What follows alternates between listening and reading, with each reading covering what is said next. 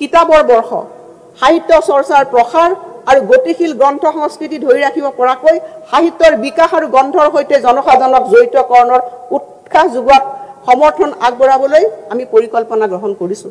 মই ঘোষণা কৰিবলৈ পাই আনন্দিত হৈছোঁ যে সৃষ্টিশীল বিজ্ঞানসন্মত আৰু শৈক্ষিক বিষয়ক লিখনিত বৰঙণি আগবঢ়োৱাসকলক গুৰুত্ব প্ৰদান কৰি আমি 1000 যুৱ লেখকলৈ 25,000 টকাকৈ বিত্তীয় সমৰ্থন আগবঢ়াম। আমি অসম প্ৰকাশন পৰিষদৰ অনুমোদন ক্ৰমে গ্ৰন্থমেলা অনুষ্ঠিত কৰিবলৈ জিলা সদৰৰ বাবে 5 লাখ আৰু সমজিলা সদৰৰ বাবে 2.5 লাখ টকাকৈ বিত্তীয় সাহায্য আগবঢ়াম। মই প্ৰস্তাৱ কৰোঁ যে চৰকাৰী অনুষ্ঠানসমূহত সকলো চৰকাৰী উপহাৰ গ্ৰন্থ ৰূপত হোৱা উচিত, যাতে এই গ্ৰন্থসমূহৰ জৰিয়তে সংস্কৃতিৰ জ্ঞান আৰু বৌদ্ধিক সমৃদ্ধি ধৰি ৰাখিব পৰা যায়।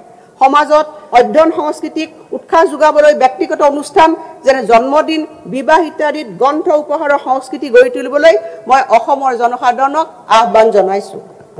লগতে চৰকাৰী কৰ্মচাৰীসকলক গ্ৰন্থ ক্ৰয়ৰ বাবে 1000 টকাকৈ অতিৰিক্ত এককালীন অনুদান আমি আগবঢ়াম।